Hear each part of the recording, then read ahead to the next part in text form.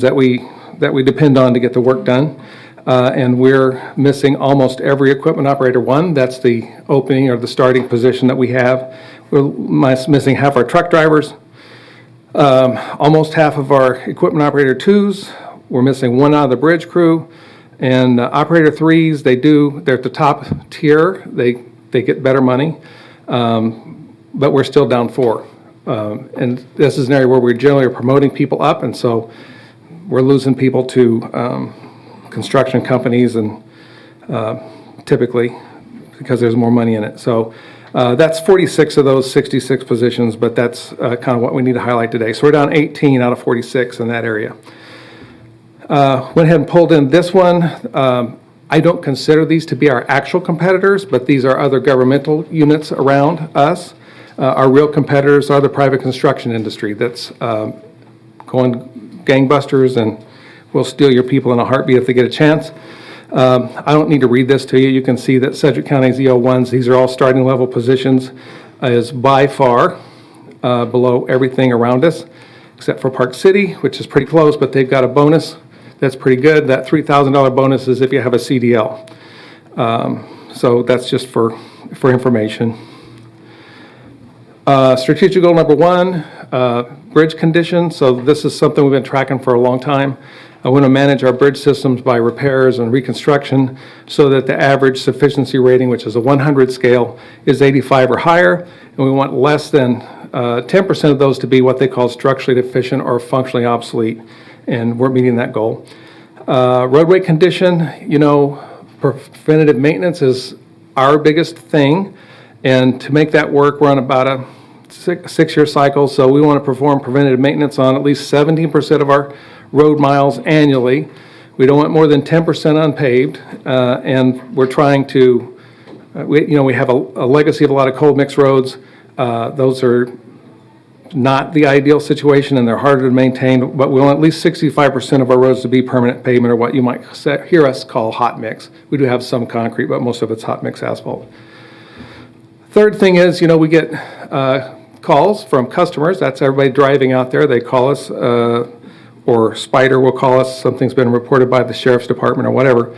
And so we have a goal of getting out in touch with that, in person with that particular issue, 95% of the time within one business day. Obviously, we can do some triaging in our dispatch area, and so there are things that need to be seen in 30 minutes, but there are things that can wait a little bit longer. But and we're doing well with that. The fourth one is leverage, and this is maybe our old friend Pete Giroux put me onto this term. OPM is other people's money, and he was big about that. But anyway, he was a budget analyst for us. But we want to position the county to take advantage of outside funding sources whenever possible, and that is a really big deal right now with everything that's trying to come out of the gate. For highway, our challenges and opportunities, again, our critical challenge is literally to recruit and retain people, and we have a real problem in entry-level employees. We have some other hotspot problems. We're having a lot of trouble hiring an engineer. We've had one open for 3 years, a senior engineer position we're desperately trying to get filled. Pretty hard to deal with other people's money if you don't have people to deal with it. We have a challenge with the cost of all of our preventive maintenance and construction. I say volatile in this slide, it's just going up. It's just inflation, crazy. Labor, the market in general, there are things and times which us or other people, we've gotten a bid on everything so far, but the other people that can't even get bids to do projects, and they're so busy out there, so the price is just up. So this last one is an opportunity and it's a challenge. Again, we're trying to tap into other people's money, but it takes resources to chase grants. And if you get one, it takes resources to run one. And so in our, not so, again, this is in there more of the professional side of things. It's just, we got to stay on top of having people in the workforce. I'm not going to read this to you. You've heard the story about 26 versus 27 pay periods, and that's how much money we got. Lindsay wants me to shave 10 minutes off today so we can fit Sheena in. So it's not my fault. I'd talk to you longer. We do have 3 highway or alternative reduction strategies, And I'll just hit these kind of in general. We have a fair amount of funding that comes through the local sales tax. It's dedicated to highway things. And at various times in the history, we've been able to move some things that are normally in the operating budget over into the sales tax budget. So these are 3 of those things. This first one is that we've got a crew of 6 employees that do all of our construction inspection work. We have to monitor our own work. If we have grant money, we definitely have to monitor it and keep KDOT happy. We have an engineer that works with that group, and for whatever reason, it never got moved over. We think we can move that engineer over to the sales tax fund. It will not change the amount of people you have employed for you, but we'll be able to reduce the highway fund, the operating fund, which is the part that gets a levy attached to it, and it'll put this position over into sales tax. The second one then is, we have street lights. I'm not talking about traffic signals, but the overhead street lights. The power bill for that's about $85,000 a year, definitely directly related to the highway system and maintenance. We're proposing to move that $85,000 over to sales tax. And the third one is, we have a sign shop. We take aluminum sign blanks and reflective sheeting, and we can make whatever signs we need. It's less expensive than buying them, and we get what we want. But this material is $55,000 a year. That's also direct related to maintenance and operation of the road system. So we're proposing to move that over for a total of those 3 of about $236,000, almost $237,000. We don't have any decision packages. We don't have any alternative revenue packages. This is what we're doing. I'd be happy to take questions on this now, or I'll be back up at the end and we can let Noxious Weeds go, either way. Well, I don't see any questions now, so. Can I just let's keep say them. that he is the only department that came up with something like this with an alternative funding source, so he gets lots of brownie points. I will put that on what did you do this year list for you guys, so.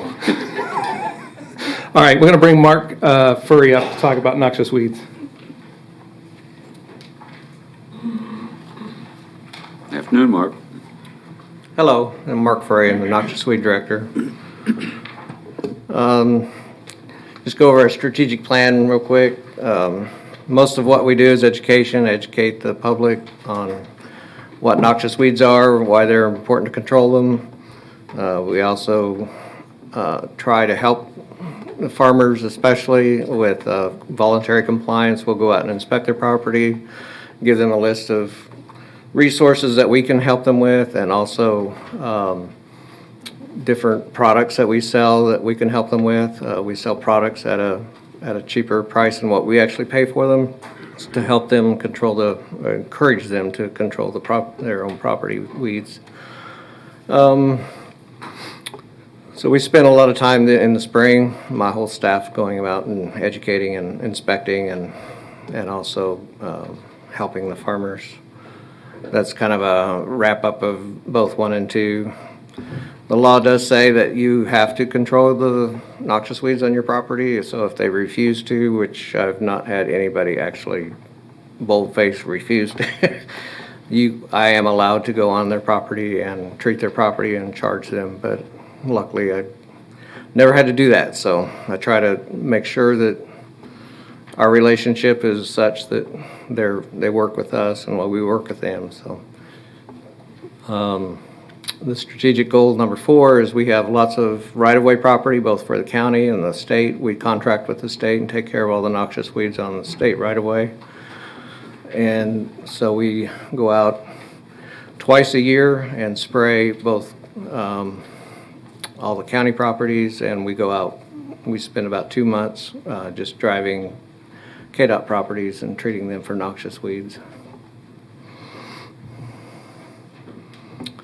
Some of our challenges and opportunities this first year and 2 years that I've had a full staff. Unfortunately, I took one of Jim's people, so it's not somebody from the outside. He was already making a pretty good wage, and he was happy to move over and keep that wage. So again, hiring people, trying to think of the word, entry-level positions is very difficult. One of the challenges we have is our cost of our chemicals is rising. A couple gallons of glyphosate last year cost me $25. This year it cost me $100. So it's gone up that much this year. The other problem I have with the chemicals is they're not available. Nobody's making them. So the supply chain issue is really hitting us hard. And not just me, obviously, but all the farmers. So it's going to be a huge, huge deal next year. It's going to kind of roll over from this year to next year. And the opportunities we have, we're still looking at different ways to leverage the technology that we have. Like we just got the recently installed telematics in our trucks. And we are mapping. We have individual mapping devices that we go out on people's properties and map. And we're trying to enhance our ability to track what we spray on the roadsides. So our budget hasn't changed a whole lot. The contractuals has changed a little bit because of we are now being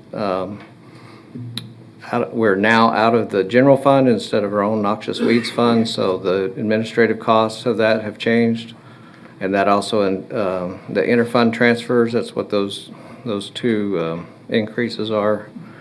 So that's the main change in my budget. Do you have any questions?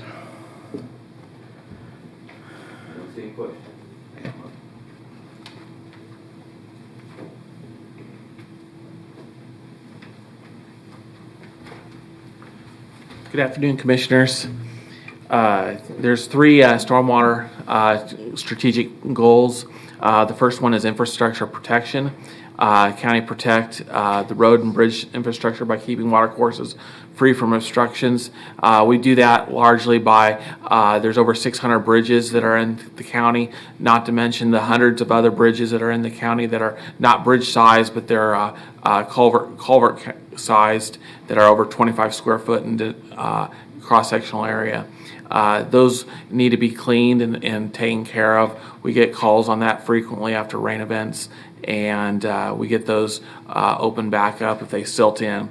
The other strategic goal is flood protection, and that's working with our partner with the City of Wichita, who oversee the Wichita Valley Center Flood Control Project, or the MS Mitchell floodway. We protect both public and private investment in the community through financial support of the big ditch. The third strategic goal is environment, and that's protect and improve the stormwater quality through an effective stormwater management program and compliance with stormwater permit issued by the county and KDHE. One example of that, just this week I went out and had a complaint south of Cheney out in western Sedgwick County. Landowner had a lot of pollution coming off his onto his property from a new development, fairly good sized residential lot development.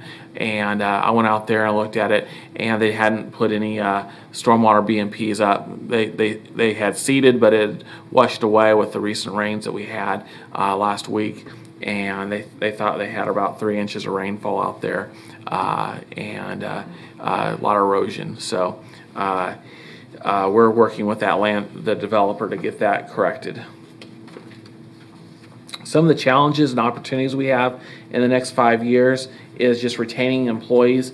We have 5 EO3s in stream maintenance, and the four of them are with 30 years or more of experience, and they're going to be retiring probably within the next 5 years. So luckily, the two others that we have are good employees. They've been with us for about 7 years, or 5 to 7 years, and they have some supervisory potential.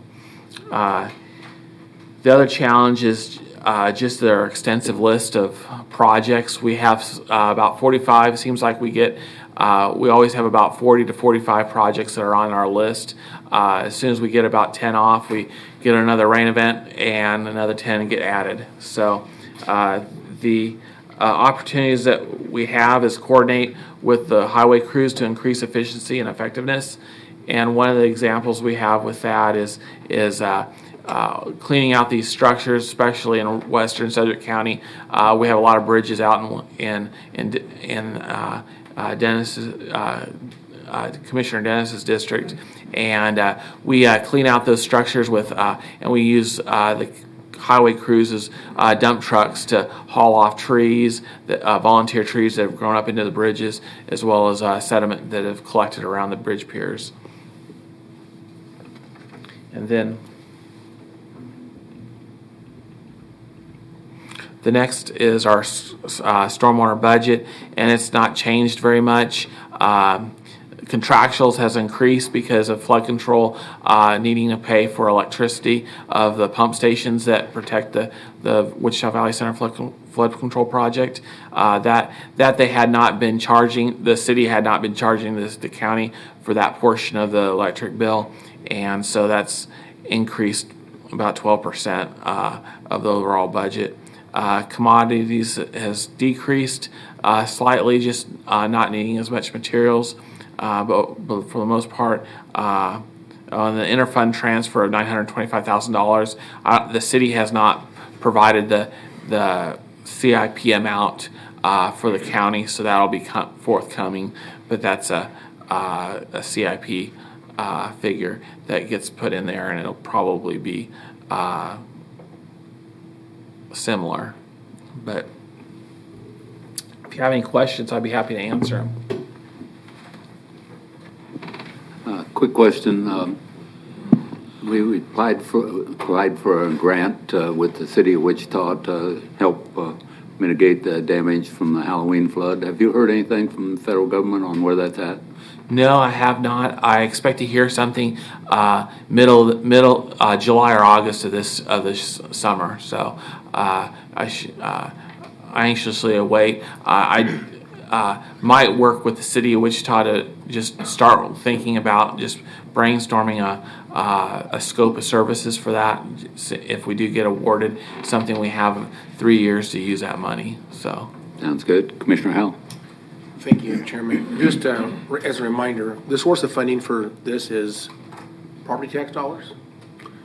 Okay, and I hate to back up a little bit, but the Noxious Weeds, that's also property tax dollars, correct? Yes, and it moved into the general fund this year. Okay, and then the first budget we heard is primarily property tax dollars, almost all of it. 30 Yes, although it's nearly all in the property tax funds, but it does get in excess of $4 million in state, basically gas tax money, into the highway fund each year.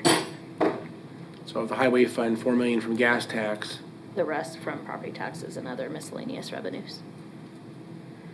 okay, but our 1% local sales tax also feeds, some of that money also feeds that, does it not? So it is received in that fund and then transferred over to our CIP fund. Half of that gets essentially allocated to that part of the general fund, and then transferred over to our CIP fund. So it doesn't have anything to do with technically that highway fund itself, if that makes sense. So generally speaking, the first budget is maintaining what we currently own, correct? The Noxious Weeds, and in this case, the stream maintenance.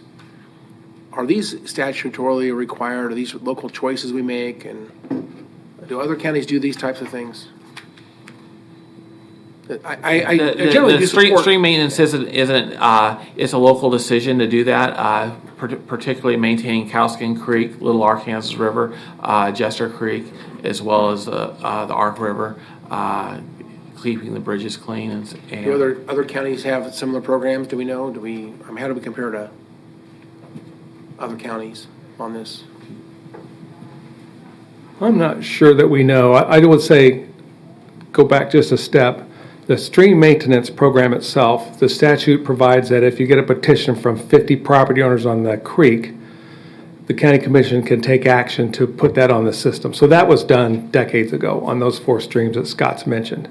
I don't know the answer. Would we have to keep doing that or not? And then we have some other things we do that are clearly our choices to do. I'm not really familiar with the other counties. I don't know if anybody else, I'm sure someone else has got the stream maintenance piece going. We can't be the only people in the state that have done it since that program was created by the legislature, but we don't know. Well, just as a comparison, as a reminder, Johnson County does not do this. And they do have a sales tax, I think it's a sales tax, that does what they call a stormwater fund, I guess. But it takes care of infrastructure. It does not clear, wooded streams like we do here. I think it's a nice thing. If we have the money, I think it's been a great program. I know they do tremendous work. I know many examples where people have definitely benefited from a very good program that we have. But it's interesting to me that Johnson County does not actually deal with wooded stream maintenance. They figure that's a private sector problem. They don't even deal with it at all. So townships would have responsibility to maintain their stuff, and property owners would have to maintain areas around their own properties, and the Johnson County does not do this at all.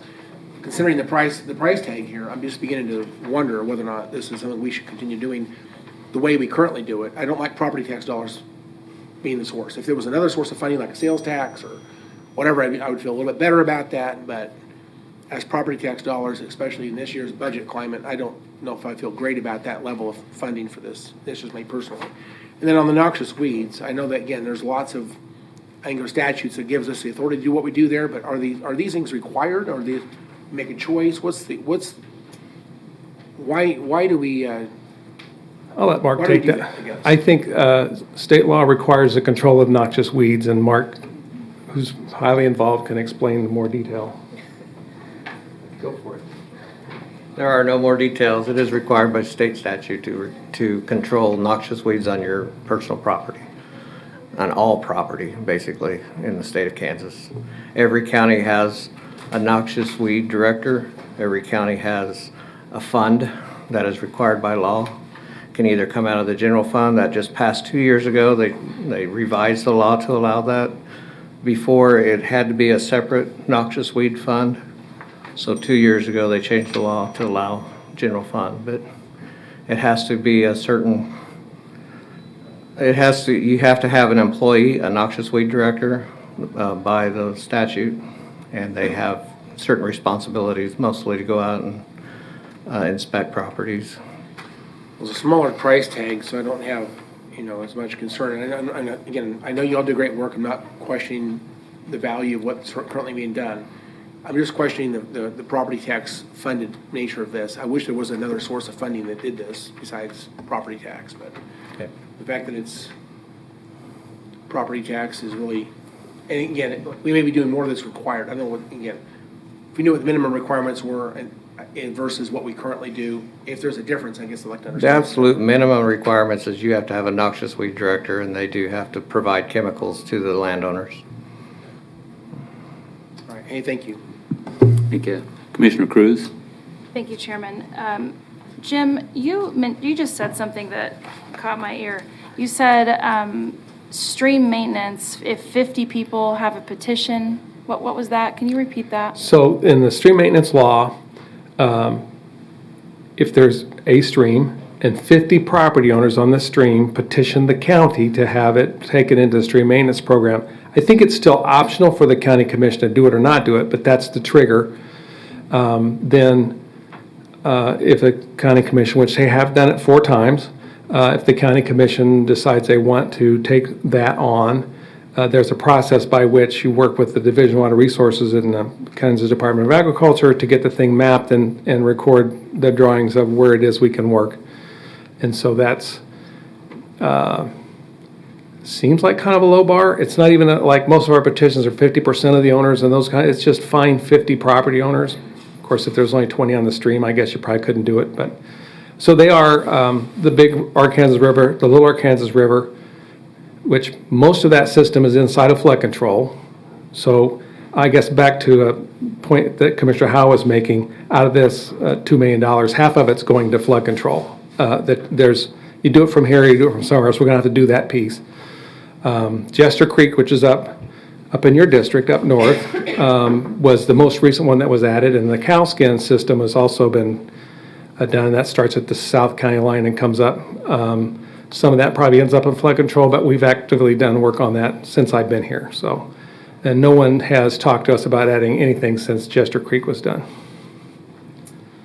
Okay, and where could I find that in written form? Oh, we'll dig it out for you. It's a statute. Okay, I appreciate that. Okay, that's my only question. Thank you. Okay. Okay, I don't see any other questions. I guess we're getting ready to go on to Susan. Afternoon, Susan.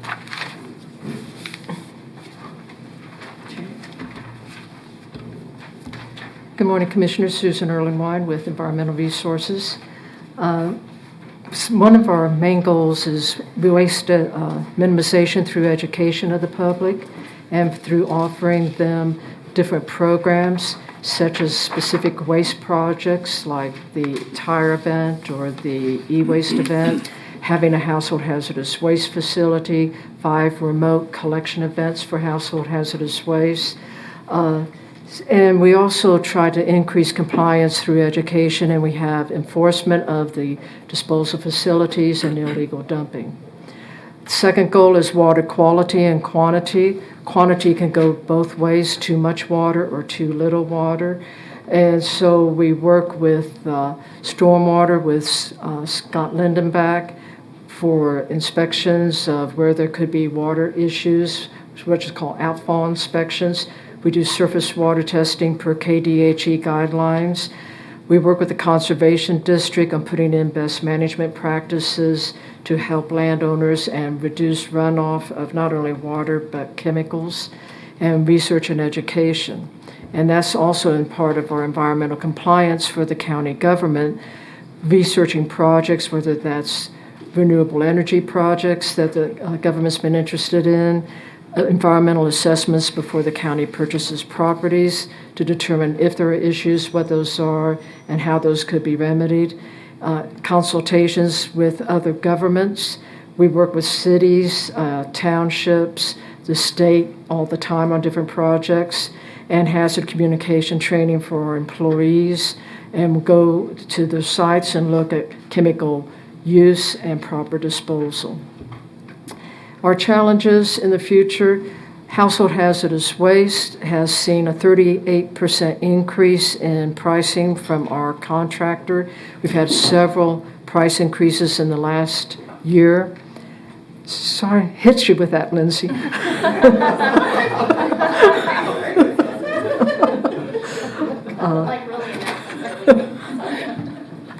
And I couldn't resist. And there's a recovery fee on top of that with the price of diesel when it goes over $3.50 a gallon nationally. And that looks like it's going to cost us $10,000 this year based on the first quarter. Recently, we've been trying to work around this. We purchased a piece of new equipment to puncture aerosol cans, puts it in a different category when we can take the liquids out of it. We have filters. In the first 3 months of 2022 compared to 2021, this new piece of equipment, which costs less than $900, has saved us over $5,000. And this is the slow quarter, is the first quarter. So we're expecting quite a bit of return on our investment. The expansion of the facility allows us more work area and space, and we looking at more equipment to help reduce costs that would go through our contractor, but we'll handle it a different way. Waste minimization events are popular. We've been having issues with our waste tire event, having some what we'll call frequent flyers, and we're looking at ways of addressing that in a future event to reduce the frequent flyers and see what can be done. And that involves working with the state and others on reducing that problem.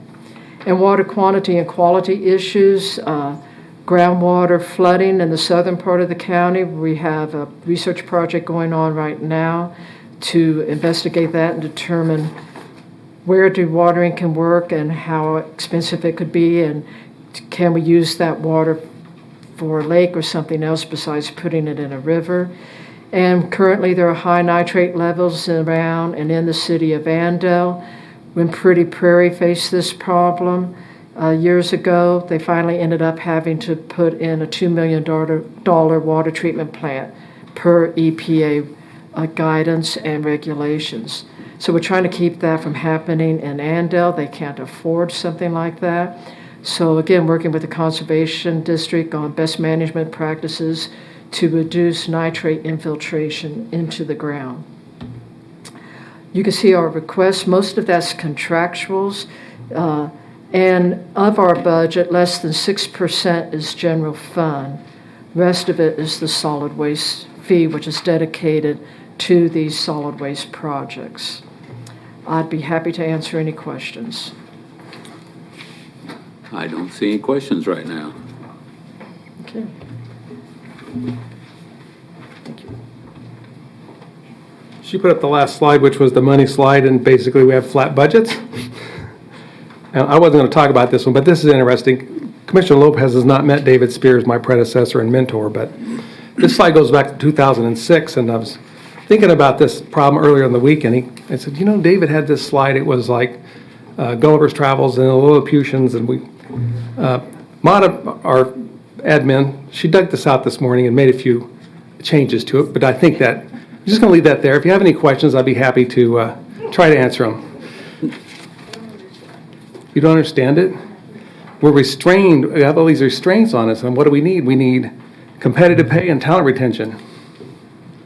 I'll get with Lindsay later. I think. If not, I'll get out of here and let somebody else move on. Sounds good. There's all kinds of questions, so hold on. Oh, all right. Commissioner Howell. Okay. Thank you, Chairman. So just you made a comment earlier about entry-level truck drivers, that type of thing. Do you typically do entry-level? Do you actually ever get experienced drivers and kind of insert them into the pay scale where they belong?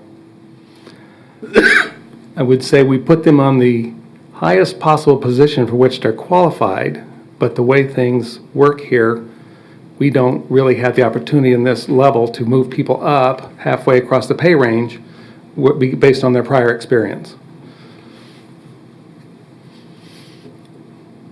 I see a very common strategy going across many of these departments where it seems like it's fairly normal for people to start at the bottom. Whatever the bottom is for that department, they start there. Even if they have experience and they come in, you know, maybe they've been driving trucks for 10 years. We'd like to have them here at Sedgwick County, but you can't pay them a starting wage at someone who's never driven a truck before. So we have to consider whether or not that experience is something we would recognize in our pay structure and insert them where they belong based on their experience. If we're not going to do that, we're always going to have brand new people, and when they get experience, they'll always be stolen because somebody else is going to pay a little bit above that, and they'll steal them. So it's a never-ending challenge if we don't maybe reconsider that strategy. So thank you. Thank you. Commissioner Meitzner. Thank you, Mr. Chairman. And Jim, just wanted to, I know we're in budget deal, but thanks to you and all of your staff for the help on the recent tornado cleanup action. So much appreciated. Appreciate it. Thank you. No, thank you. We have a team that has a lot of experience, and they know what they're doing. And it's, you know, I sent you a note yesterday, but it's going very well. And so, but thanks. These are the same people that went out 6 weeks in a row on weekends to do not the biggest snowstorms ever. Thankfully, we did not have a big one, but with our, you know, only being at 66%, we'd have had trouble if it had a big storm. But they went out weekend after weekend after weekend earlier this year. So I really appreciate them. So, and I guess while I'm talking about people, David Floyd's sitting in the corner over here, and he's our departmental controller, and he puts all these numbers together for us. He'll never get up and talk for you, but that's fine. And Lynn Packer, you'll see him on Tuesday with the CIP. But That's Lynn Packer? I didn't. yeah, the other guy without hair. Good-looking guy. Thank you. All right. Very good. Well, I appreciate it, and I do appreciate all the work that you all have done in helping with tornado cleanup, but across the board, everyone in Sedgwick County has been involved in it. We appreciate very much. One quick question. You and I just received an email, and I don't know if you had a chance to see it, but evidently KDOT is coming down here on the 15th to take a look at 135th Street Railroad Crossing, and they want us out there at that railroad crossing, and it happens to be right at the beginning of our board meeting. So is that something that I need to be at? Because they've requested you and I to both be there.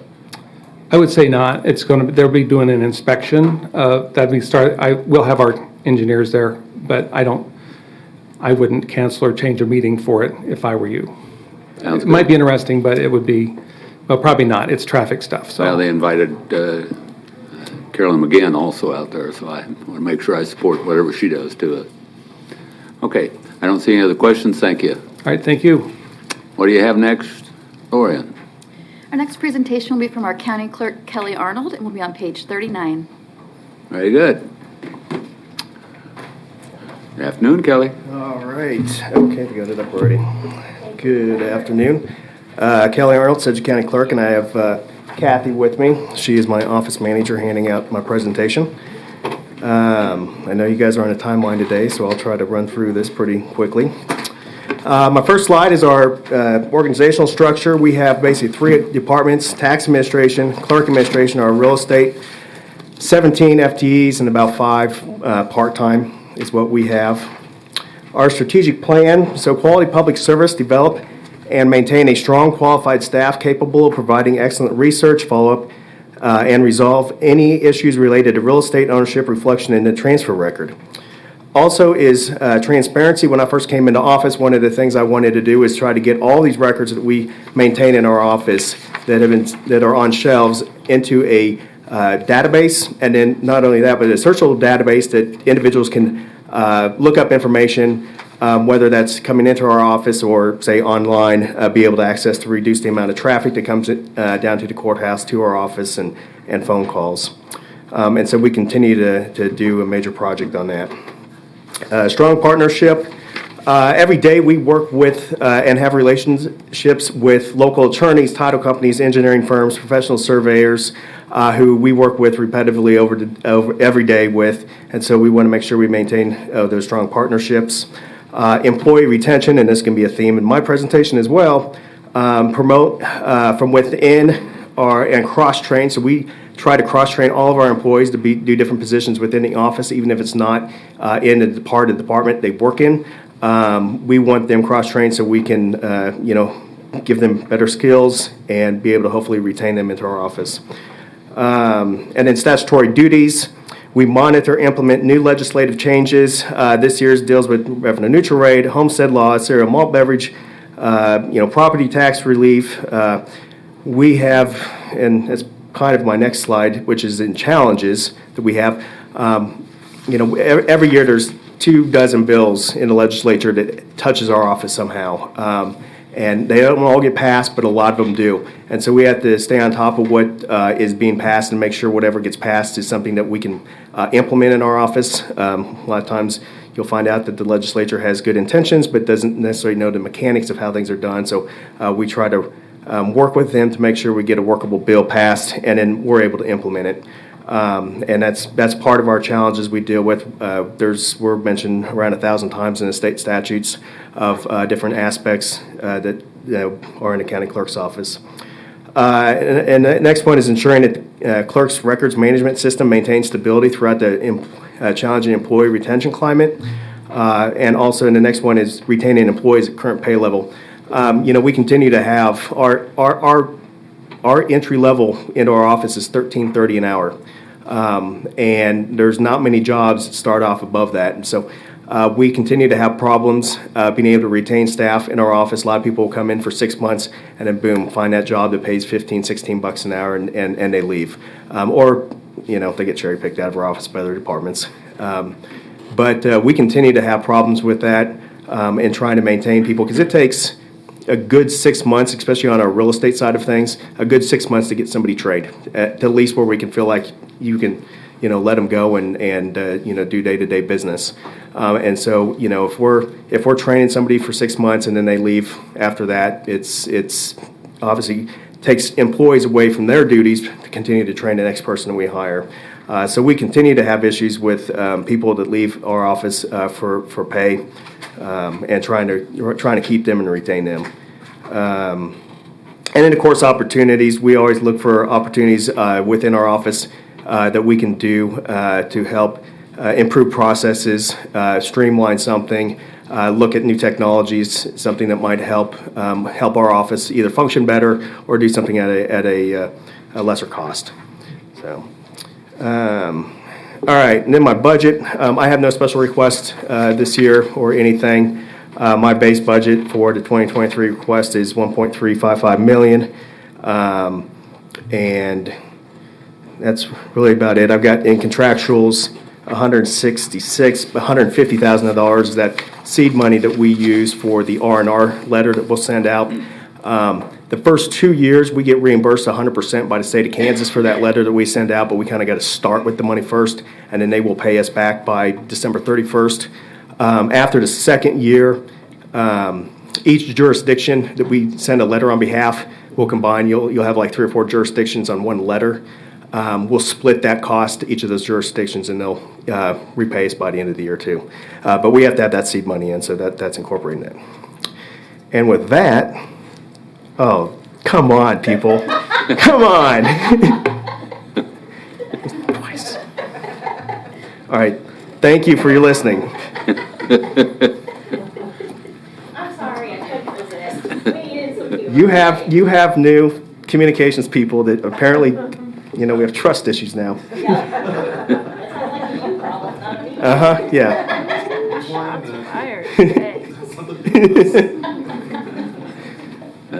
Looks like someone has tampered with your slides. They did. I'm not sure exactly what that last one was, but yes, I don't recognize it. Yeah. All right, I'll give it to you. I'll give it to you. You guys won a championship this year, and so have your fun for 1 year. Okay.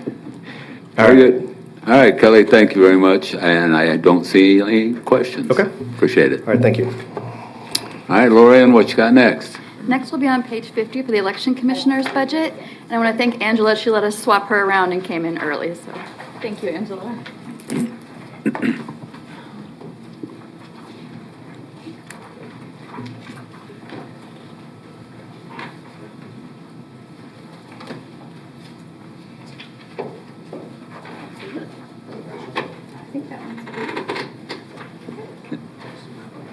Afternoon, Angela.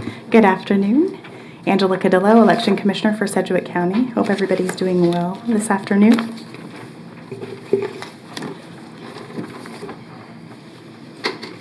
Our first slide is workforce strength, and right at the top you see red, and I just want to say that does not tell the full story. That's going to include our temp positions and our election worker positions, so, sorry. Oh, shoot. Is it up there? Okay. So that doesn't tell the whole story. If you look at our administration and operations, those are both of our programs where we have our full-time permanent staff, and we are grateful that those are all filled right now. Temporary support is, so 6 of 19 positions are filled, and they're all 0.5. And so we expect to add a few more. And then election workers, those are a little different what their FT is. So I went ahead and just put where we were in terms of recruiting for the primary and the general. We still have a ways to go. Fortunately, we have a little more time to do it, and we expect to get there. Our strategic plan focuses on 3 goals: public trust, logistical resources, and continuity of operations. We would like to continue to enhance public trust by being responsive, by being transparent, by answering questions, and by communicating purposefully, taking those opportunities to tell our story. Strengthening logistical resources, we've talked about a little before. That includes keeping equipment up to date, adding anything we need to add to make sure that we can conduct elections as they come, and then continuity of operations. We're talking a lot there about internal staff, cross-training, and how to keep those going, how to keep things on an even keel in the event that someone leaves, and things like that. And you'll hear me talk about that a little more in a moment. Challenges and opportunities. To me, this is 2 sides of the same coin. Where you have a challenge, you also have an opportunity. Our 5-year horizon, we've got some legislative changes that I'm sure you've been made aware of. Most notably, watermarks on ballots is something coming up. Increased audits and updated or new Kansas administrative regulations Those are all things that have the potential to have added costs, but with those, we can also refine processes and hopefully make any needed improvements. You've probably heard from many other departments that there's increased concerns regarding commodity availability and costs. There's transportation issues, and all of those things can add to the bottom line. It can stretch out our time that we need to order things in advance. And when we can't get things on a quick turnaround, sometimes we have to over-order to make sure we're prepared for any changes. The labor market is a bit of a concern. Wages and quality of life, difficulty finding qualified candidates. I will say that we are grateful to be fully staffed in our full-time, but those unfilled positions are staying unfilled for longer as we struggle to get enough qualified candidates. And then once we do get them in and onboarded, it does take quite a while to get people trained to do some of the technical work in the office. Another challenge and opportunity is we'll need to continue to communicate and be transparent to combat election misinformation and disinformation. There's a lot of information out there. Not all of it is accurate, so we need to really be willing and able to speak, to tell our story. And like I tell our election workers, it's not enough to be good. We have to look good. It's like in grade school when you might have known the answer, but you didn't get full credit if you didn't show your work. So we have to show our work and make sure that people understand what we're doing. And then continued review of and improvement of processes to keep pace with increased security awareness and concerns. So the ask for the base budget for 2023 is about 1.6. It is a decrease of almost 14%. That is an expected fluctuation moving from a statewide election year to a municipal election year. And so those change from time to time. With municipal election years, we have less turnout, so less supplies are needed, whether that's commodities or the contracts that we have to print things. So that's what that difference is, as well as fewer election workers are needed in those cycles. So I have a lot of decision packages for you. I bet you could have guessed that I would. So the first ask is to increase election worker pay by $2 an hour over 2 years. We would be looking to increase it $1 an hour this year and $1 an hour for 2023 and $1 an hour for 2024. In 2020, additional funds were available that made it possible to pay election workers $10 an hour and $12 an hour, depending on position. After 2020, that pay went back to $7.50 an hour and $10 an hour, depending on position. And we found out that people do not really like to have their pay decreased. They made that known when we recruited them, and we're hoping that addressing this issue will not only show our appreciation for the important role that they fill, but it will also help us to rebuild some of that election worker pool. And that's around $220,000 request. The second request is staffing table adjustment. We're requesting 3 additional FTE. They're grade approximate 123. Current staffing allocation is not adequate to complete the required statutory work.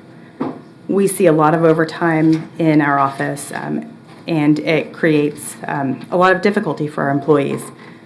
We would like to add these positions to account for redundancy, to allow cross-training, to be able to have enough staff to complete the necessary work in the statewide election years, and then allow for more cross-training in the municipal election years. And I will say that in 2020, people worked a lot of hours. There's always going to be some overtime in elections because we have a defined start date and a defined end date, and we do not control the volume of work which comes in between. So there's always going to be some level of overtime.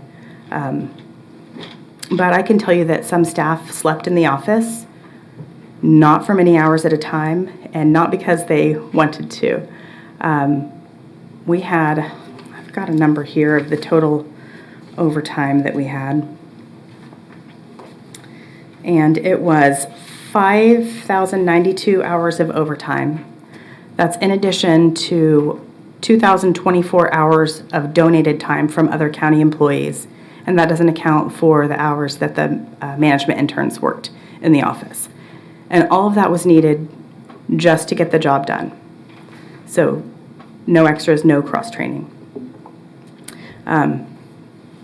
So we would ask for those positions to allow for cross-training and to allow for us to adequately meet those needs.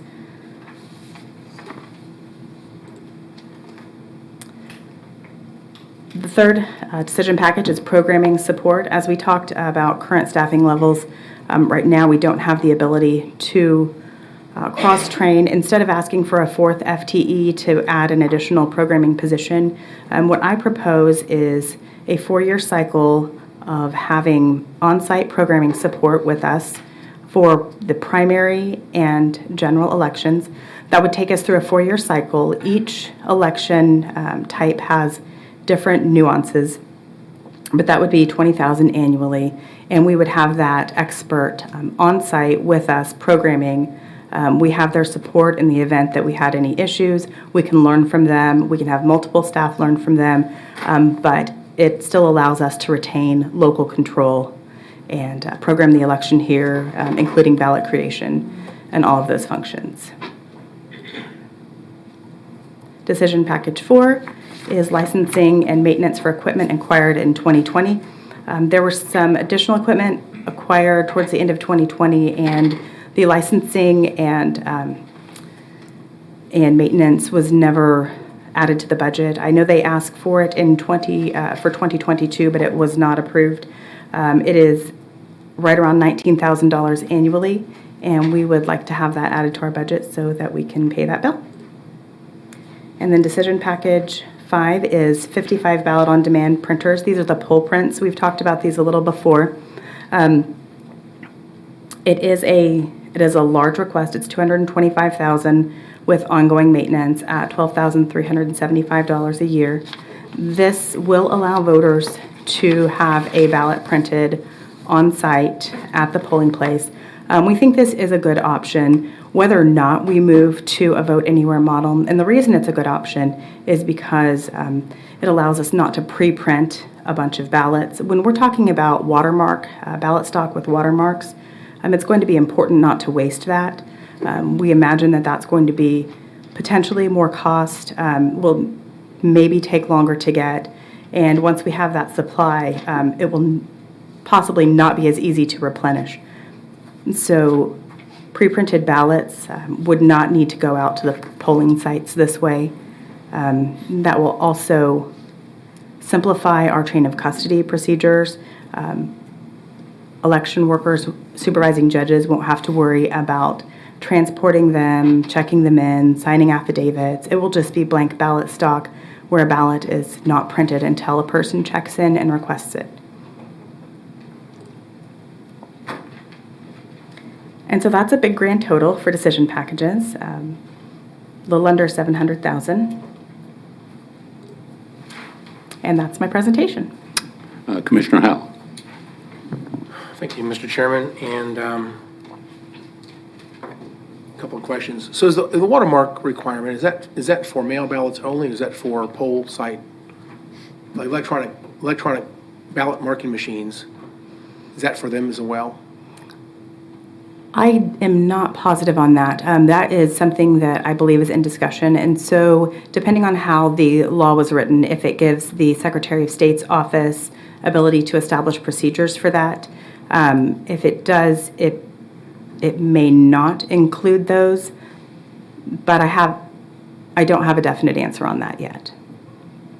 Okay, well, yeah, I've heard both, I've heard two answers to that question, so I have a feeling it's going to be for all paper ballots will have watermark, which again, once they have watermarks on them, I would consider that to be almost like a controlled substance. You have to control how many pieces of paper have that security feature built into them. We have to treat them like they're very special, like it's almost like it's currency to be, that you make into dollar bills, for example. We have to treat it very special. So we need to create some processes and procedures to manage that paper, so it can't be treated anything less than absolutely highest level of security for those paper ballots, if that makes any sense. Do you have paper? Do you have ballot marking machine? Excuse me. Do you have ballot printers right now? Yes, we have 30. So you don't have enough. Does this 55 cover all of the poll sites we're going to have? Additional 55 should cover the rest of the poll sites, yes. Okay. And it would provide one at the election office and one for redundancy. Okay. Then on your election decision package number 1, that request of 219, is that just for the first raise, or is that for both raises? Is that after both raises are implemented, or is that after the first raise only? That would be for 2023 only. You would likely see that same request for 2024. Okay, so the 219 covers a $1 raise for the election workers. Yes, it also covers raising the advance board to $14.50 per hour. That is a rate that we got established with the manager's office through an exception for 2021 and 2022. Justification for that being that they do far more technical work. They're handling ballots, they're handling envelopes. They are the advance board, they are the canvassing board in the office. So we found that to be a reason in order to increase that pay. I would argue that many people who work these polls don't do it for the money. Maybe there are some that do, but a lot of people don't do it for the money. And as such, we ought to consider allowing them to pass upon a paycheck. In other words, give them the chance if they want to reject being paid or whatever, how they would do that, turn themselves into a volunteer, have all the same requirements, but basically forego their actual paycheck. I think we have to give those folks that option. I think many people would be willing to do that. I think we've had that available, and I believe we had 1 or 2 people do that. But I don't know that we publicize that. It says that, I don't believe we call and say you can work for money or you can work for free. I think we ought to let people know somehow that we certainly would love to have essentially volunteers. We go through the process of setting them up as an employee, so to speak, for the election. But anybody who wants to forego their paycheck, we would certainly like to recognize those folks in some way and maybe give them something else, maybe an experience at Exploration Place or something. There ought to be some other ways we can do this, just a thought. Think outside the box a little bit.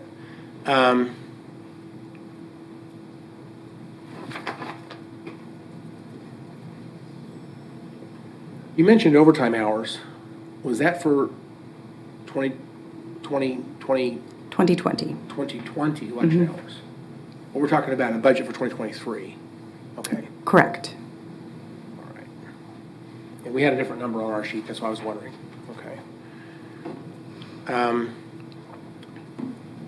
This is kind of an old topic. Let me ask a question. Do you plan on sending out, because this is an even year election, or do you plan on sending out mail ballot applications for the general election to every registered voter of Sedgwick County? That is a great question, and I've considered that quite a bit. It is a big expense. However, it is something that the community has come to expect, and for that reason, I do plan to do that this year. I would like to see us not do that. I think we should communicate other ways that, again, the major parties can certainly encourage their members to do mail ballots, and I think that communication is all kinds of different ways of doing this. But since it's readily available, lots of different ways it can get these forms handed out by people everywhere. They can certainly do this on the website. There's all kinds of ways of getting the information out. I'd like to save it's roughly $100,000 for that. Yes, if not more. If not more. Do we know what the cost is, Lindsay, for that? I think the 100,000 has been in the approximate cost in the past, but that was before we had the supply chain issues that we have today. So I would expect it to be. And what we're not calculating is it almost encourages people to vote by mail. And I'm going to just make the argument. I have a 78-page PowerPoint. Anybody wants to see it? Election security. Mail balloting is not as good as poll site voting, and I can make that very solid statement. And we encourage people to vote by mail. Not only are you doing that first mailing, but you also have to mail them a ballot now with the watermark. We have to process that ballot when it comes back in, which requires more handling by human beings to handle that when it comes back in again.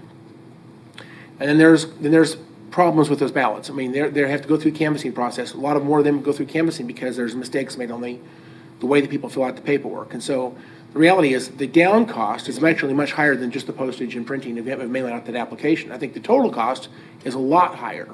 So you say it's $100,000 just to mail that out. I think it's probably several $100,000 at the end of the day because we actually go through this process. It's really not the best choice. And honestly, it's not as good of an election. The security of the election is not as good. So I'd like to encourage us not to do that. So I would be very much opposed to seeing us spend that money this year for that. Other than that, I'm very pleased with your presentation today. I think you're doing a great job. So thank you for the information today. Thank you, Chairman. Thank you. Commissioner Meitzner. Thank you, Mr. Chairman, and thanks for the presentation, and welcome again to your new role and jumping in the fire and all you're doing. Just a quick follow-up on Commissioner Howell. So to make it clear, so you pre-mail out a notice that says if you want a mail-in ballot, you can get one. Is that basically what this is? It has been the practice of this office in statewide elections for several years to mail out an application. At one time, it was just an application. It later became an application along with ways to vote, and then that would be for the general election. In 2020, they did a combined mailer for the primary and the general. I think primarily due to some unknowns with the coronavirus. I would not plan on doing the primary and the general, just the general. Yeah. So if we did not mail out this advance notice, any voter could still get a mail-in ballot. Absolutely. By a number of ways to request one. Absolutely. We have applications in person. They can call and we can send them.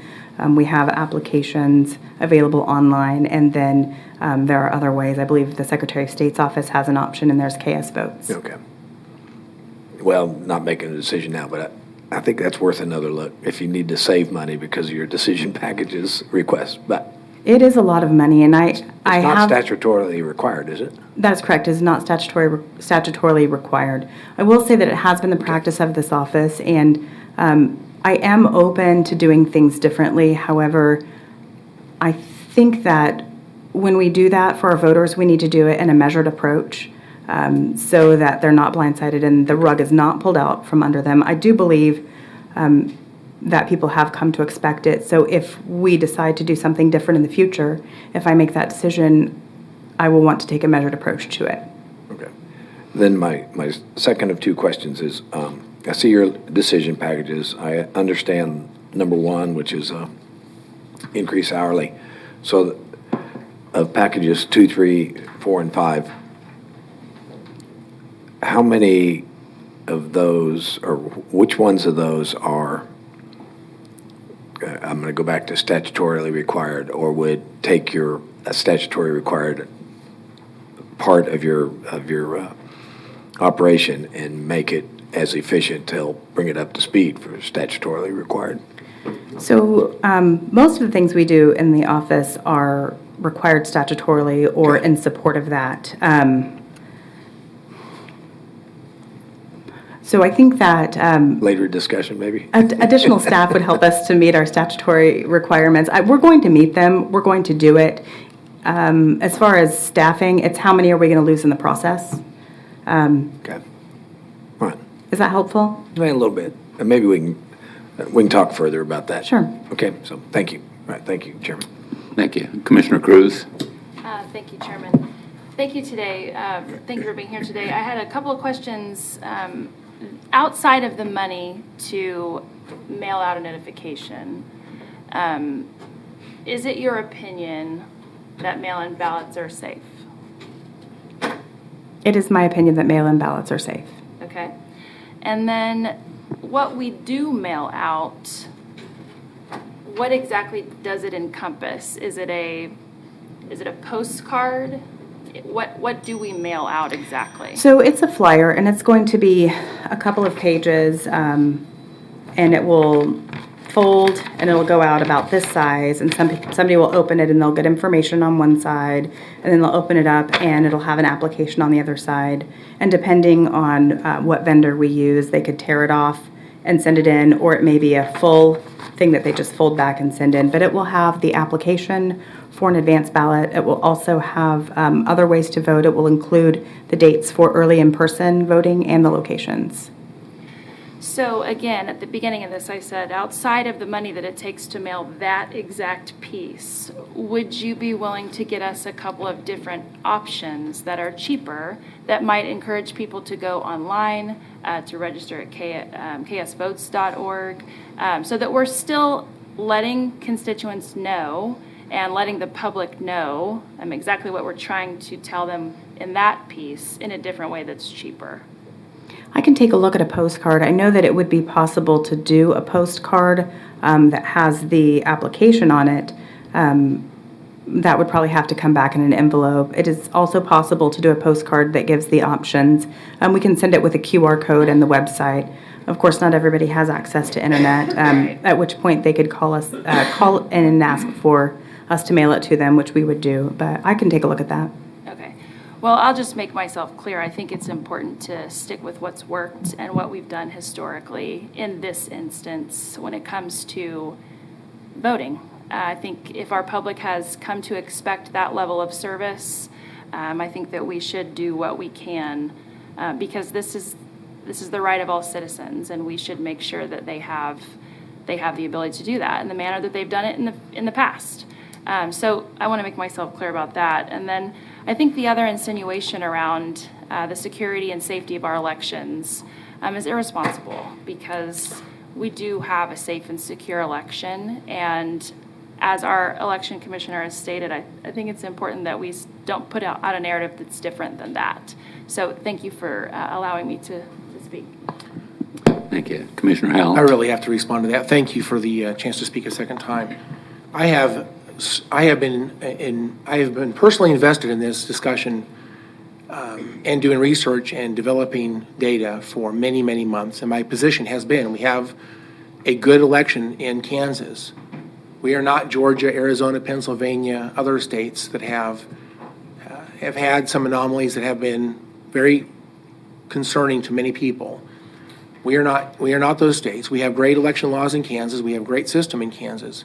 What I said was mail ballots are not as secure as poll site ballot process. And let me explain what I mean by that. If I walked in with my wife's ID and I tried to vote at a poll site, would they let me vote? No, Why not? because your ID didn't match your name. It's called voter ID. It's a photo ID, correct? If I tried to vote as my wife at my house, could I get away with it? You would be committing a crime. Correct. But could it be done? I would imagine someone Of course could do it that. can. Because there's people out there that know their family members are not going to vote for whatever reason. And they may have their child's driver's license number or their spouse's driver's license number or their parent's driver's license number. And they could request a mail ballot and they could fill it out and they could sign their name, and most likely it will be accepted. Does it happen? Without question. We know that type of fraud without question happens. How do I know? Because we canvass the elections. I've seen before where two ballots come in and you guys have presented them to us as canvassers. These two ballots are a little bit curious because it looks like the same strange colored pen, ink, the exact same squiggles on the last name. Someone assigned both ballots.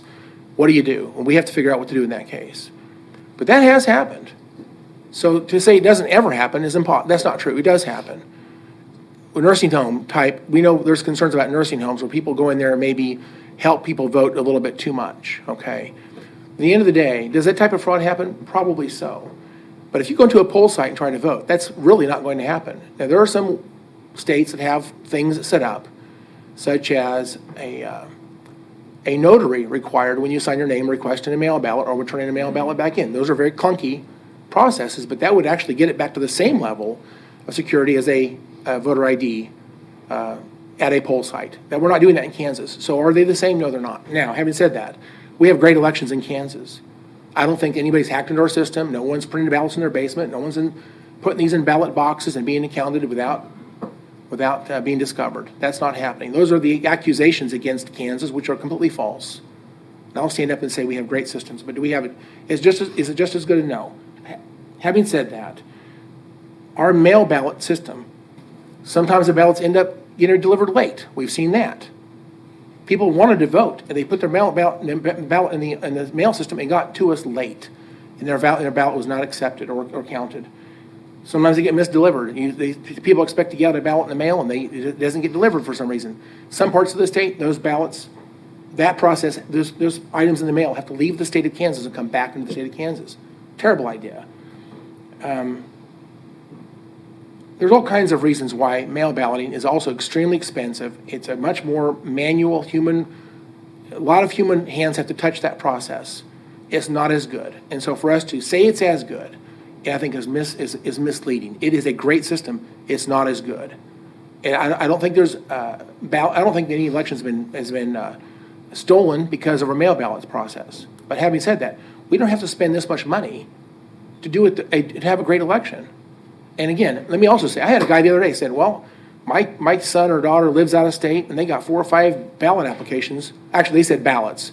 And I had to clarify, you mean ballot applications? They said yes.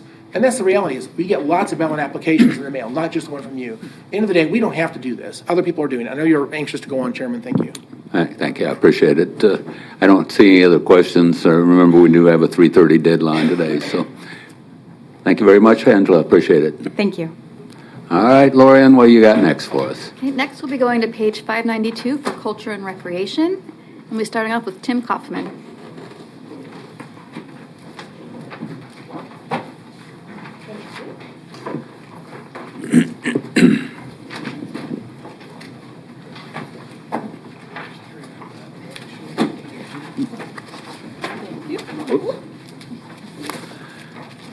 Afternoon, Tim. Good afternoon, Chairman and Commissioners. Thank you for the opportunity to talk about the Division of Culture and Recreation today. We have a mission to enhance the quality of life in Sedgwick County by supporting cultural, entertainment, recreational, and related educational opportunities for citizens and visitors. There are 4 budgets that we'll discuss today. I will cover the parks on behalf of Mark with stuff going on out at Lake Afton. It made more sense for me to do that. Scott Newland is here to talk about the zoo. I'll talk about community programs, and then Adam Smith is here to talk about Exploration Place. Culture and Rec does have a couple of strategic goals that were identified in 2019. One really is consistent and important for everything that we do, and it's tied to partnerships. And we are doing everything that we can to work with other entities, both public and private, to make sure that we maximize the resources that are available in the community as they relate to culture and rec.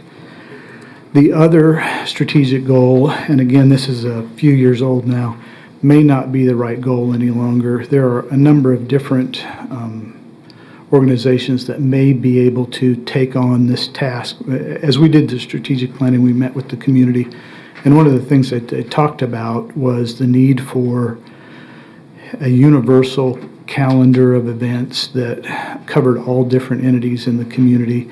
And since that time, we've seen some additional work by Visit Wichita.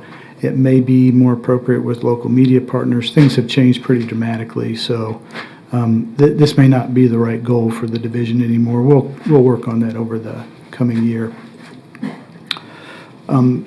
But first, I'd like to talk about Sedgwick County Park and Lake Afton Park. From a workforce staffing perspective, Mark needs help.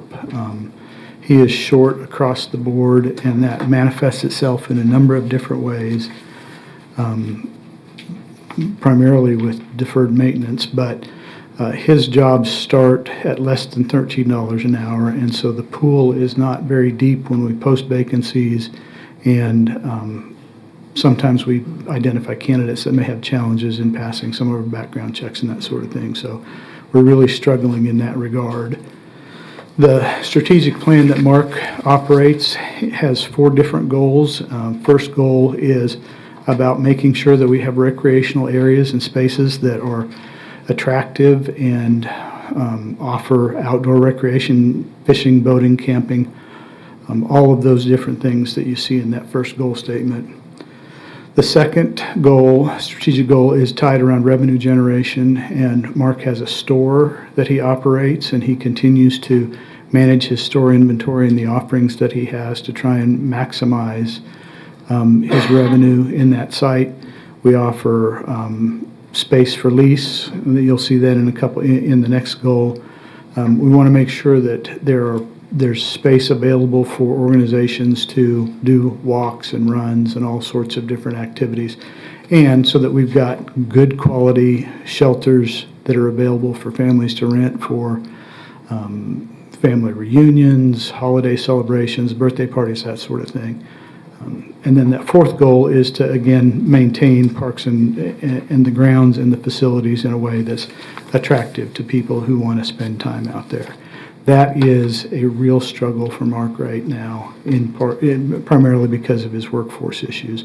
He and I happened to meet out at Sedgwick County Park this morning, and as we walked to look at some of the things that we'll be doing next at the Boundless Playscape, there's weeds that we really don't expect customers to see, but we haven't been able to get to them yet. And so it's an issue that's related all to workforce. On the horizon, one of the things that we know is that we will anticipate increased pressure on camping. Mark and I have talked about it as a COVID effect. During 2020 and 2021, we saw record-breaking use of camping spaces, in particular out at Lake Afton, but both parks were used much more heavily than they have been in the past. People wanted to get out and experience things that they couldn't, it was the right thing to do in terms of a COVID response, but people recognized that they could have fun out there and enjoy those things. And so we've seen that momentum that was developed in 20 and 21 even carrying on through 2022. So I don't think that's going to change. I think our parks will continue to see increased use, and that's good, and we're encouraged with that, but it just creates additional challenges in terms of maintaining what we've got. Deferred maintenance is what I mentioned. That's the biggest challenge that I think Mark has because of staffing. And we'll continue to look for other grants. For the first time that Mark can remember, the Parks Department received a grant to help us do an overlay of the rubberized surface at the Boundless Playscape, and that's the first time that he can remember a grant being successfully received by. So we'll continue to look for grant opportunities and try and extend the offerings that we have at the parks through that. And we'll continue to look for partnership opportunities as well. We've had a number of different conversations with the City of Wichita already. We will continue to do that and look for more opportunities. Budget request is $1.1 million, and some of that's tied to some contractual stuff. In 2022, Mark has been able to save up a couple of years' worth of special liquor tax funds, and he can do a couple of significant projects in 2022 that we won't be doing in 23. So we'll be doing a grant match for that grant to resurface the Boundless Playscape, and we're resurfacing the tennis courts and converting some of those courts to pickleball courts as well, and so that'll happen this year. Be happy to answer any questions about the parks. The only question I have is, it relates to, we passed some changes on the amount of time you could stay at Lake Afton, for example. And I do get feedback that maybe those time periods are too long. So are we watching that so that we can adjust if we need to? We are. We just imposed those new new limits at the beginning of this year, and so we're monitoring that very closely, and we'll adjust up and down. Over the last probably 6 or 7 years, we've adjusted that number of the continuous stay days up and down a couple of different times. What we've seen, again, with the increased pressure on the parks is that we allowed people too much time in the past, and so we've shortened that up. We'll monitor that and see if that's right or if we need to adjust it again in the coming year. Okay. Thank you, Tim. I don't see any other questions. Okay, I'm going to invite Scott. Scott, you're online.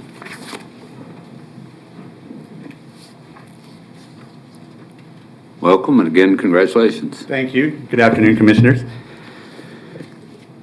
So let me start off with our workforce slide.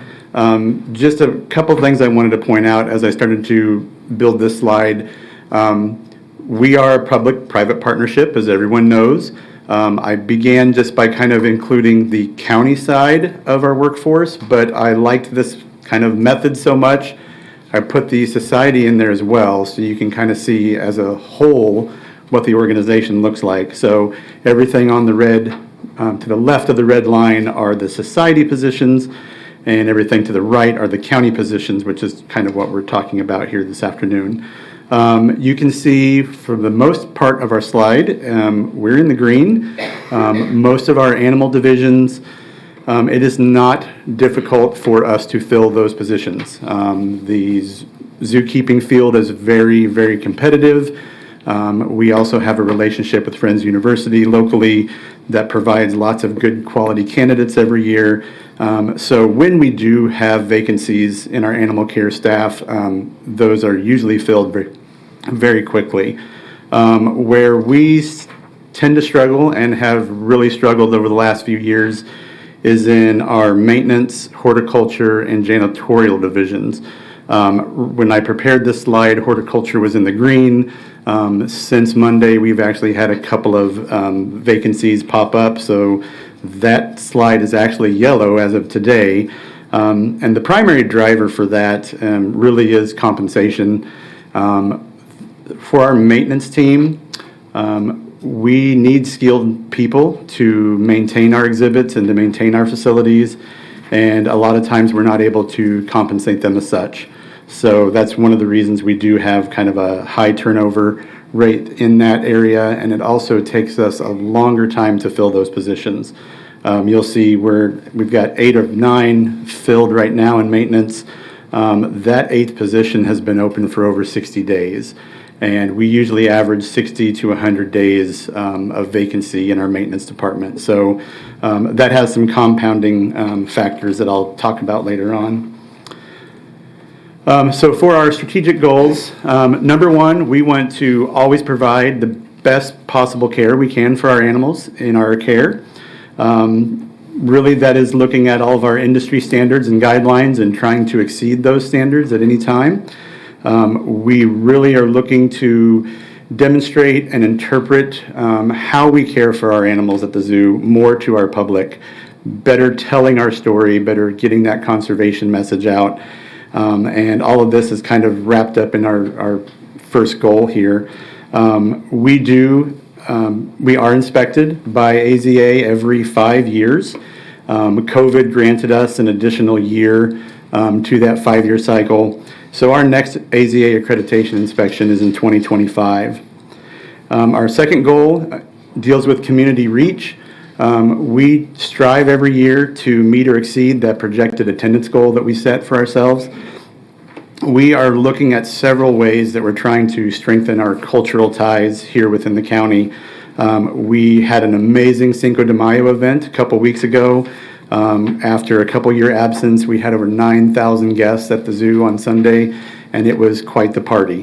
We had a great time and really enjoy that event and hope that we can continue to create new partnerships and new events like that appeal to a broader audience than what we normally see as our everyday zoo guests.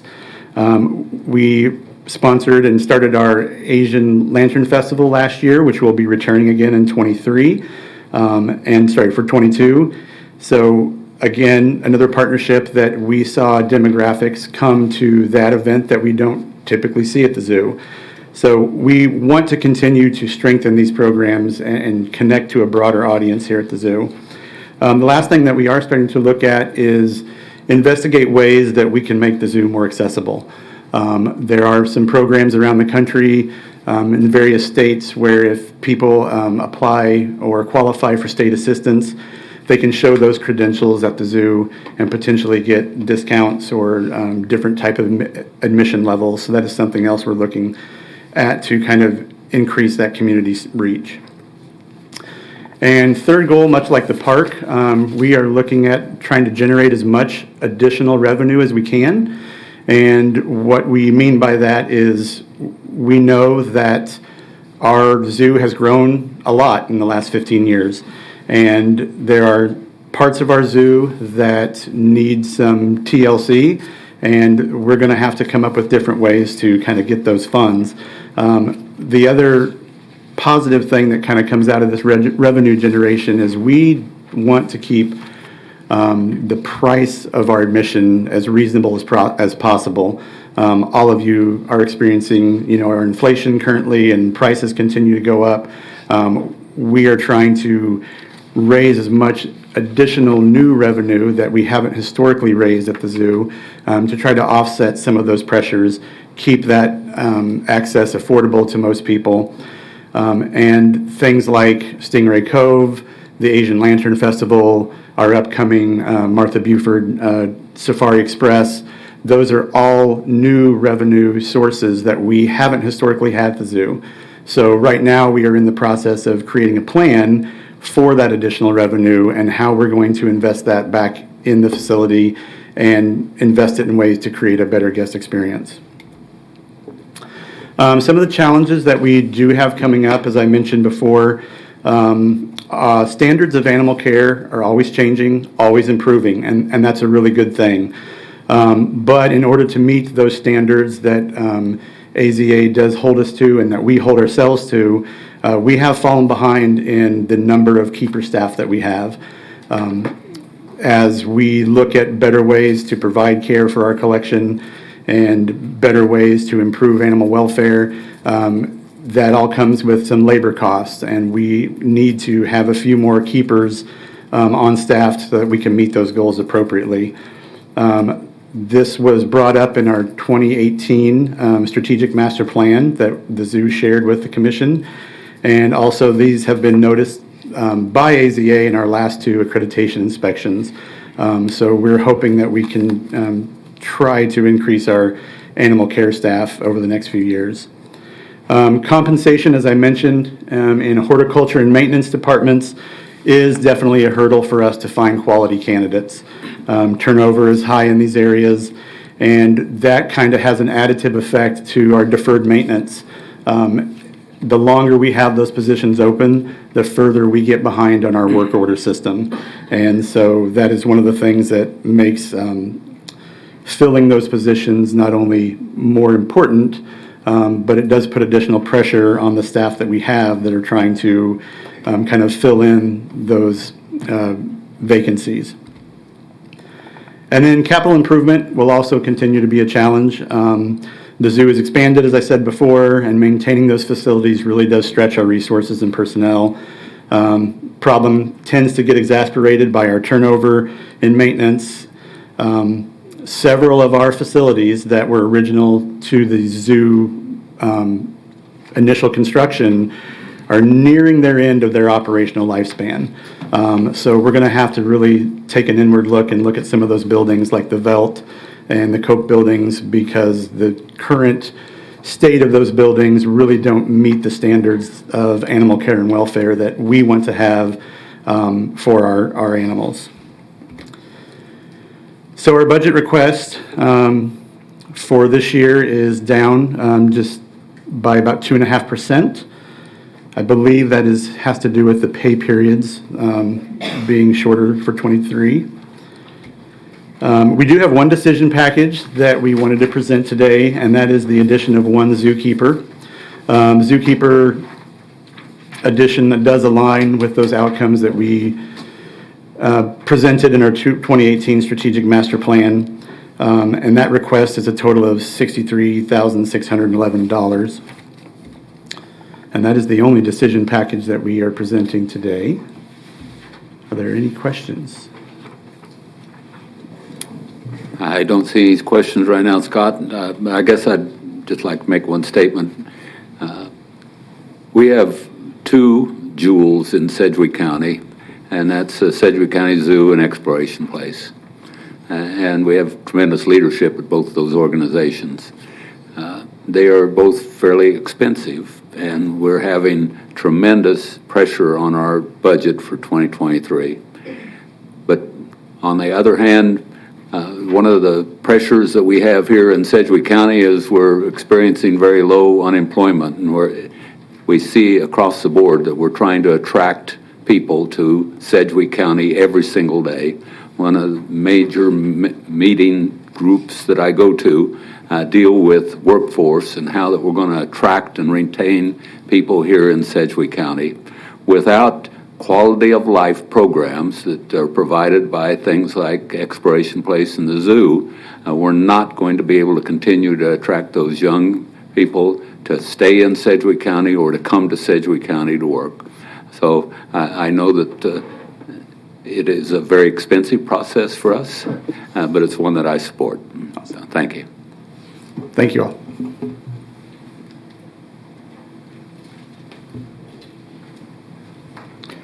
Chairman, I don't know if I could have asked you to make a better plug to fit what's next. Community Services is part, we've got a program called Community Programs that's part of Culture and Rec. And what it does is fund some partner organizations in the community that are geared towards quality of life. And so we've been doing this for a number of years. We funded these same organizations for a number of years. But it's to do exactly what you said, to create more opportunities, to encourage families to spend time or to move to our community. They're economic development drivers. And in 2023, we're requesting $407,000. $262,000 would go to the Kansas African American Museum, $90,000 to the Wichita Sedgwick County Historical Museum, $29,000 to the Sedgwick County Fair, $15,000 to the Arts Council, and $10,000 to Riverfest. And again, some of those numbers are really small, but they still do make an impact if we have the opportunity to have a river festival, to bring people into our community and help retain folks. I think it's a good investment as well. The challenges and opportunities that those entities face are the same that everybody else faces. Funding has been relatively flat for all those folks over the years, and they're being hit by inflation just like everyone else. Their operational costs continue to increase, but as I said, they are an economic development factor in our community, and I think they're a good investment. Be happy to answer any questions. Again, that budget request is $407,000. Hey, the only question I have, one of the large expenses that you just now briefed us is on TCAM, and we've made a commitment over the years, but what I need to know before that I make a commitment for next year is where are they at on their fundraising? Because if the only fundraising is from Sedgwick County, then they're never going to get to their goal. So before we get to the point where we vote on this budget next time, I'm going to really need to have some long-term discussions on where they're at and where they're planning on being in the near future. Absolutely. I think they'll be delighted to come in and talk before we get too much further through the budget process. Sounds good. Thank you. I don't see any other question on this. Thank you. I'm going to invite Adam up now. Afternoon, Adam. Good afternoon, Commissioners.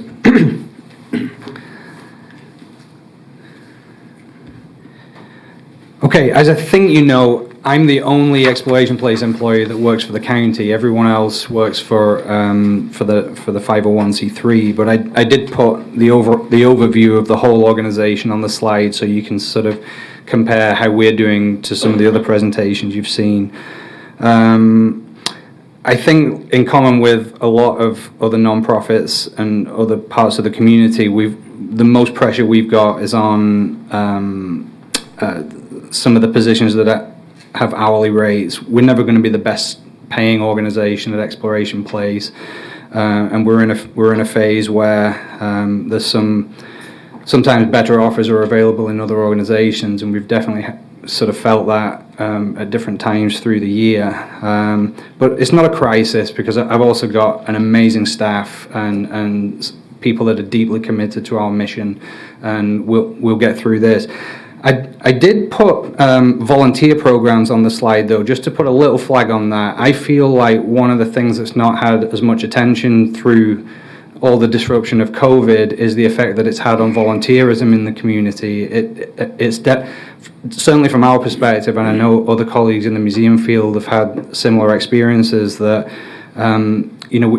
people literally couldn't volunteer for a long period of time, and they broke the habit.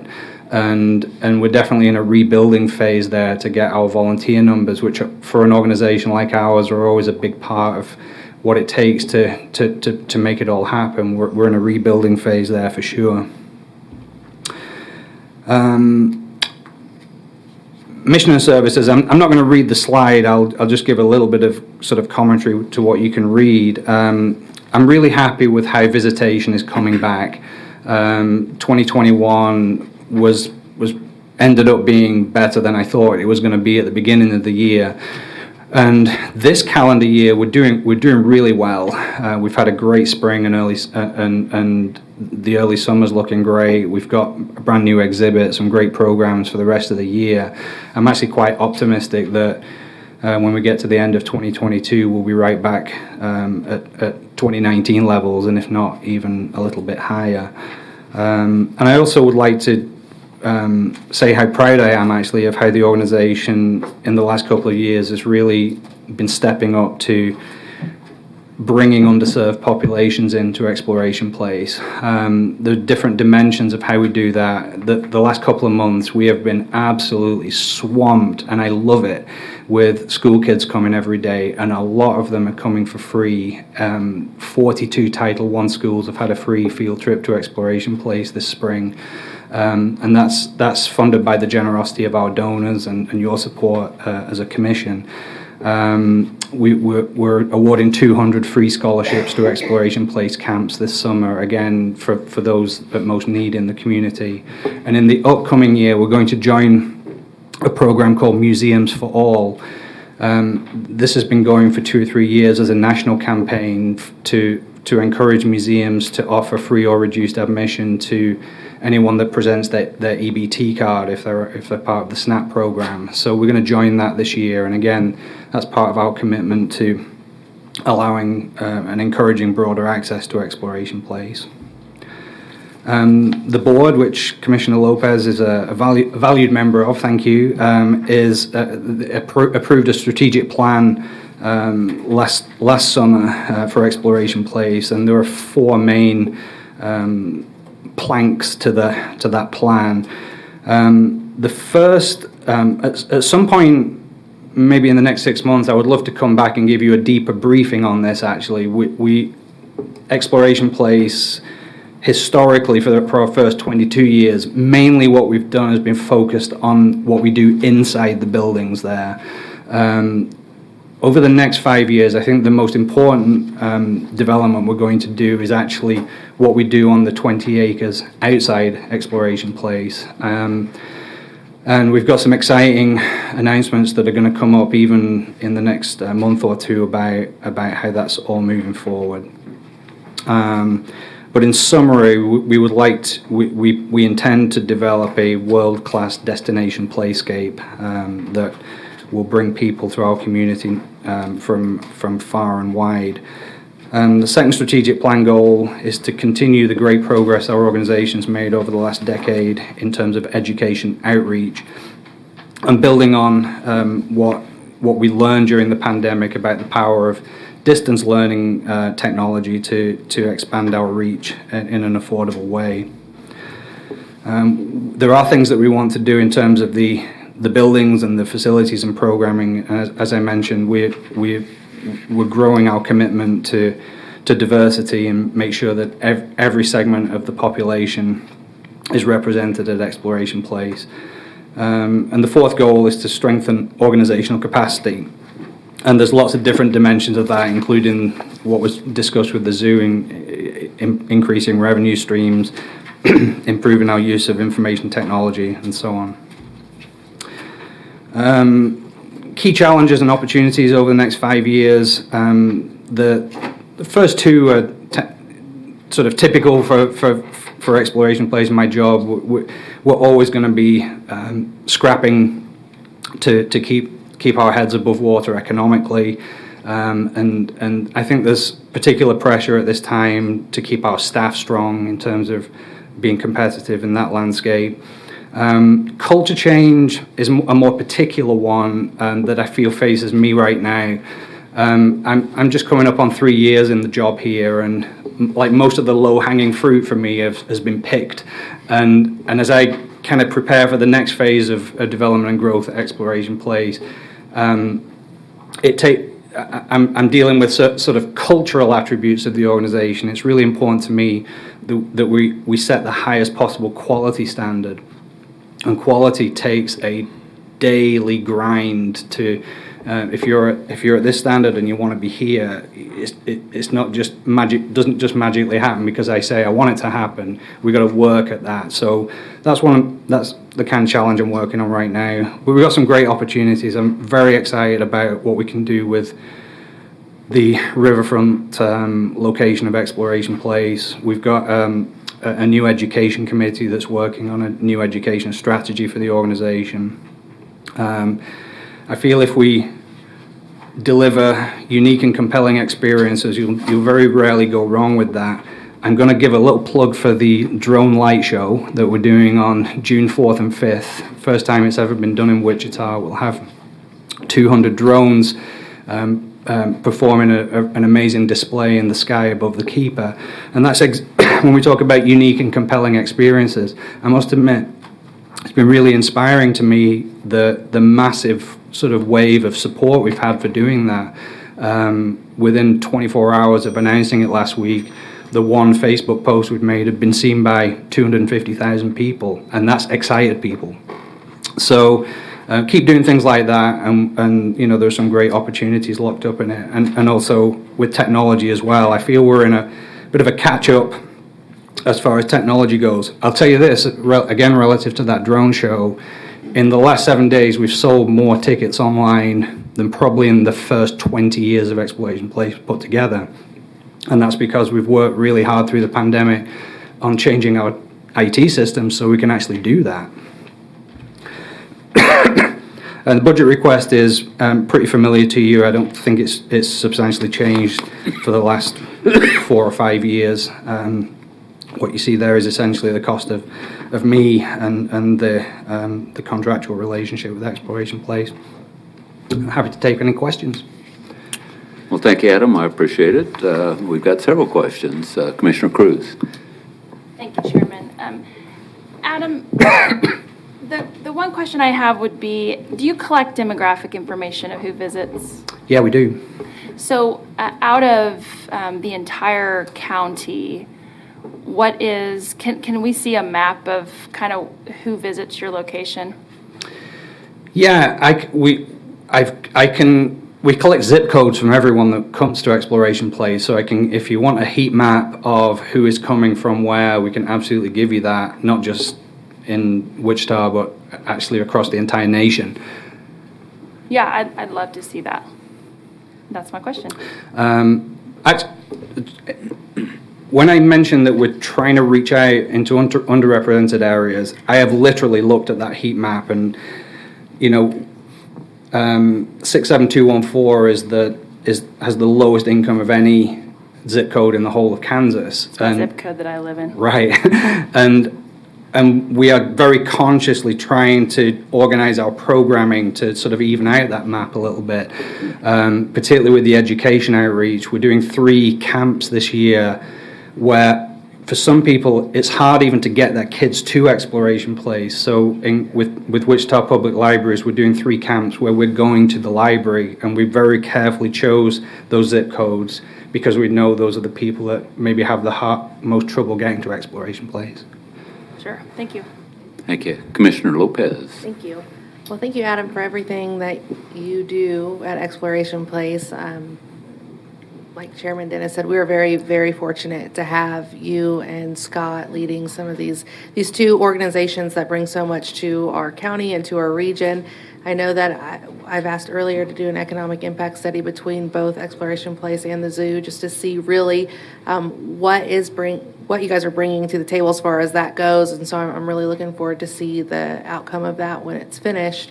But I just want to tell you how much I appreciate everything that you guys are doing, and point out that we're paying the building off this year. So that is going to take I think around $1 million out of our budget every year going forward. So even though this doesn't show that because they're separate things, I do want to point that out, that will be dropping off. Thank you. Commissioner Meitzner. Thank you, Mr. Chairman. Adam, thank you. You've added great value to this organization, and this organization has added great value to our community. So I just wanted to say much appreciated. And the only question I ever get is people always ask me, what part of Alabama are you from? I don't know. So thank you. Very good, Adam. Thank you. I don't see any other questions. Okay. Appreciate it. Thanks for your support and thanks for the positive comments. Thank you.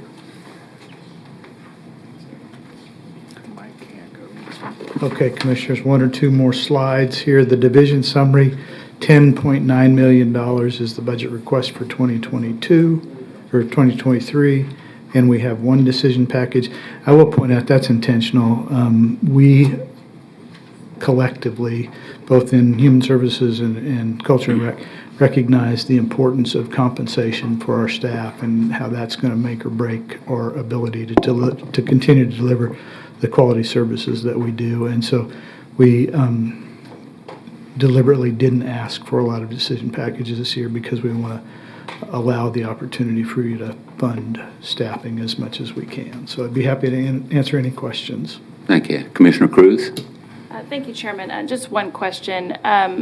Thank you, Commissioner Lopez, for mentioning the studies. I had not heard of that, so I'm just wondering who is doing it, when was it asked for, and how much does it cost? And when will it be available to us?